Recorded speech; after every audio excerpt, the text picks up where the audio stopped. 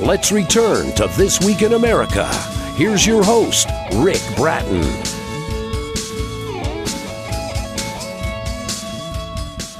Welcome back, everybody, coast to coast, This Week in America. It's being called the Grand Slam, a must for any science fiction collection, Menace from the Deep by acclaimed author Perry DeFiore. Ralph is retired, tells himself he doesn't want to work because his family insists he doesn't work, but his wife's passing leaves him empty inside. So why not investigate what this strange species is? As usual, Ralph's investigations become dangerous, filled with adventures. His grandson, who he has been grooming to take his place against his daughter's wishes, secretly helps him on this new adventure. A creature that is rarely seen and that usually stays in the black depths of the sea, a creature who decides to wreak havoc at the ocean surface. Perry was born and raised in Allentown, Pennsylvania, lived a pauperized lifestyle, joining the U.S. Marine Corps to get an education. His prowess led him to Vietnam instead, so his studies had to wait. He went to various universities to get his education in environmental sciences, ocean sciences, oceanography, physics, and chemistry, and more, still continuing to study today. His wife refers to him as a permanent student. He founded a society to develop young scientists, which still exists today, using his experience working with scientists from various countries on expeditions. His scientific knowledge and 20-year experience in education, along with his education in writing, given him what is necessary to be an excellent writer. Most of what he writes is actually true. Perry DeFiore, author of Menace from the Deep, back with us on This Week in America. Hi, Perry. Welcome to the program. It's great to talk with you again. Good to hear from you. You've done it again. Menace from the Deep. We've got Ralph back who was retired, gets himself in all sorts of situations. Talk a little bit about the inspiration for your writing, in particular where this comes from, because as I'm reading your background, this really is sort of your background in oceanography, creatures in the sea, that type of thing. What was the inspiration for Menace from the Deep? Well, I have to say the root is reading. I've always read a lot, but I've always read books of really good quality, like Robert Louis Stevenson, Herman Melville, Jules Verne, Margaret Mitchell, Stephen Crane, to mention a handful. These people write in a way that inspire one to write their own book and see if they can express themselves in the same way. Writing is a form of communication. And some people are just storytellers, and I'm one of them. Yeah, and you do it so well. Perry DeFiore is our guest on the program. You'll want to get copies of his books, in this case, Menace from the Deep, and you can do that by going to stratton-press.com in their book section there. You'll find it at Amazon, and we, of course, have a link up on our website. I mentioned the science background. Talk about that and how you decided to write science books. And then I want to ask you about whether or not this is true. This is an amazing story you tell in Menace from the Deep, if anything like this is even possible. But why science? When you decided, I want to write, why did you choose this over mysteries, over adventure, over even romance novels? My fifth grade teacher, Mr. Fainall, if I remember correctly, he was my key in starting me and turning me on to science. A good teacher is so essential in a school. Yes. And a good teacher can change your life. And he is the one who really was the root of my interest in sciences. And I've just taken off ever since then. There's so much around you. The more you know, the more you know you don't know. Exactly. It's like I learned so much, and every time I learn more, God, I want it more. I want to learn more. There's not enough. There's still so much out there that you have to learn, and it's all interesting. And the science is all around you. You live in science, and people kind of take it for granted. it's like a good coffee. You take coffee for granted, but once you have a really good coffee, you you don't take it for granted anymore. Well, and it's like that with a book series. And I mentioned your lead character, Ralph Mullen. I call him Ralph. I feel like I'm on a first name basis with him because you've created this lifelike character that we all can enjoy. The science in the book, and I mentioned Ralph, the lead character. You've got some. You tell it an excellent story. You tell it with characters. You tell it with adventure. What else can we find in your books? Obviously, the science is there. What other elements will people find when they read Menace from the Deep? Well, here writing is it's like a following a good recipe. You have to have the right condiments, the right ingredients in order to have a really good dish that everybody will like. And that's what I do. I add my condiments of espionage, murder, romance, and suspense to season my stories to make them interesting. I I try to make the story move fast enough because I know the readers of today do not have much patience. So I want to uh, avoid the flowery speech as a Nathaniel Hawthorne that I have been compared to uh, because of the people today, the readers. But I really enjoy writing the detail and making people feel what the characters in my book are feeling. So that's what makes it interesting. The stories come alive. This particular book is Menace from the Deep. Perry DeFiore is the author and our guest on the program. That's DeFiore. You'll find the book at stratton-press.com and Amazon. You go to our website and log on and get all the information on Perry and all of the books that he's written. It seems like you're an extensive traveler. Talk about that and travel and how that makes you a better writer, you think. Well, most of my stories actually come from experiences of travels. All writers write about what their life experiences. I've traveled 20% of the world according to the bin app that, that I have on my Yes. phone. Uh, and I intend to travel a whole lot more. I've been all over Europe and Asia and all the Americas and on 24 cruises. And I plan to continue. I want to get to Australia and Africa yet before God calls my name.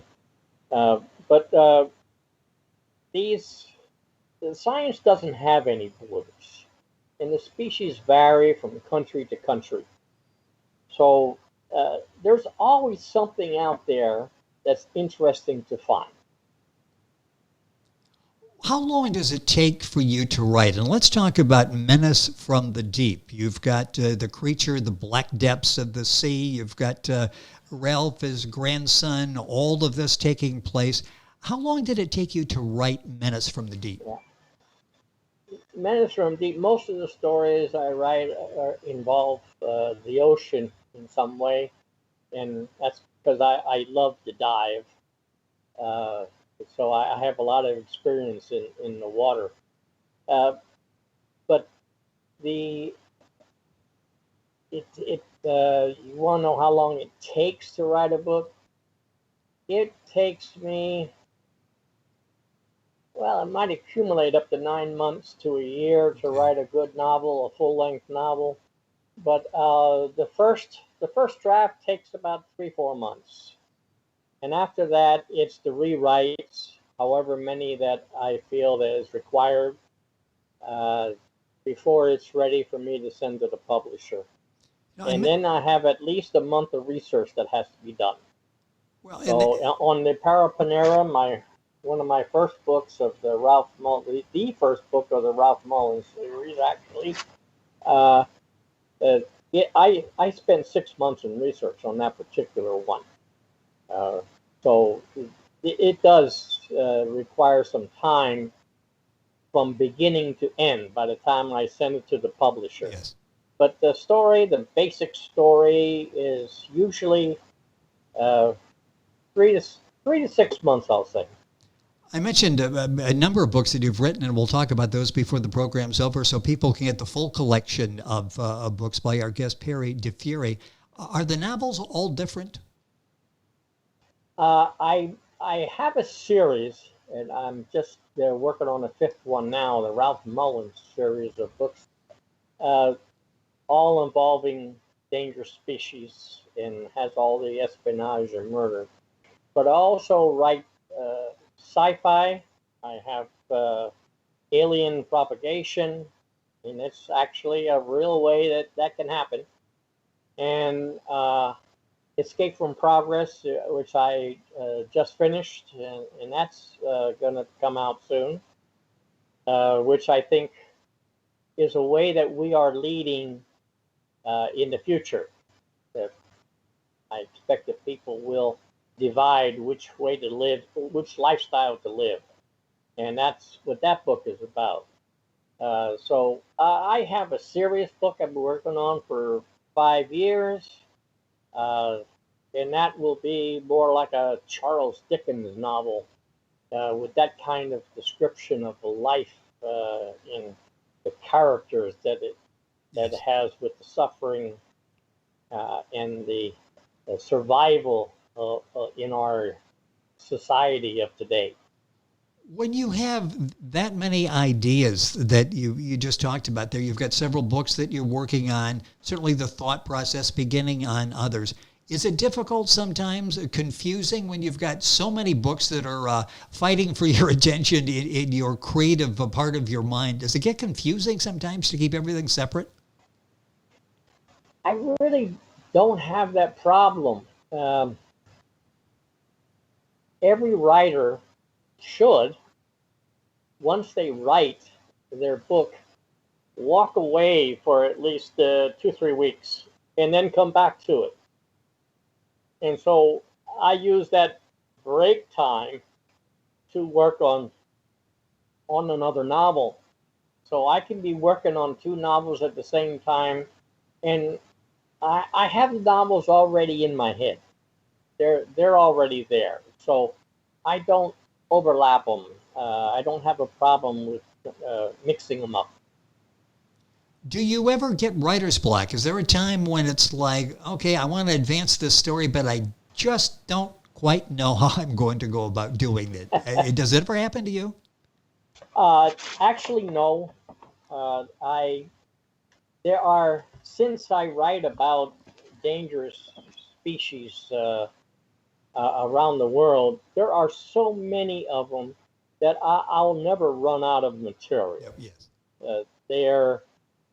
The more you delve into the sciences, the more that's out there. And these are species that people have never even heard of, but they're there. Not necessarily in the United States, but they may be in South America or Africa. South America has lots of very, very dangerous species that we have never heard of. So I have tons of material. God will call my name long before I run out of material. Well, keep writing quickly so we can enjoy all the stories like The Menace from the Deep, which is the book we're talking about on the program today by Perry DeFiore, our guest. That's DeFiore. You'll find it at stratton-press.com, Amazon, the usual places. A couple minutes left in the program. I'm fascinated by, in talking to authors, the process they go through, the technique that they use. Do you have a specific area that, okay, this is Perry's writing area. This is where I really need to go to be creative to write this. Do you have a special area you write from? Oh, yes. Naturally, when I travel, I write in spiral notebooks, and I remember going to the Mardi Gras in New Orleans and sitting on a statue of Louis Armstrong at the base of it and writing in my spiral notebook, or out waiting for my wife to watch the parade on the steps of Harrah's Casino where the parade ends, and I'd be writing. But then I always have to bring it back home and all the research and data I collect. And I have an office that's like a cockpit of an airplane. I have everything in reachable distance from me. The thesaurus, the dictionary, any resources, and they're all around me. And I just stow away in that one little space in my office. The bookshelves are behind me. And I just hide myself away there and work. You mentioned the spiral notebooks. Do you use a computer? Everybody has to use a computer today. The publishers will not accept handwritten manuscripts anymore. And I remember doing that. Now you have to have it on the computer. You have to send everything electronically. Things have changed totally. You don't have physical inventories anymore. Everything's printed as the orders come in. It's so different. So it's very interesting. My power is going out on my computer. Okay, that's why you don't use computers anymore, because that sometimes happen on there. I've got a few minutes left in the program. I'll just ask you briefly, is there a certain time of the day that you record a report, or you sit down and you can actually go to the computer and write? Yes, I do it in the morning. Okay. My wife sleeps till 11 or 12 o'clock, and I get up. I'm an early riser, always have been, military training, I guess. Yes. And I take the first 4 or 5 hours, and I write every single morning. Well, it seems to work for you, and it works so nicely, and I'm glad that we had this opportunity to talk once again. Perry DeFiore, our guest on the program, and that's DeFiore. Book is Menace from the Deep. We talked about the Black Tide before. The other books you'll find when you go to Stratton Press or go to Amazon and find information there. Ralph is Mullen. What a great character. Many books that Perry has written about him. Perry, it's always a pleasure to have you on the program. Keep writing, keep those spiral notebooks filled, and we'll do this again. Thank you for being with us on the program.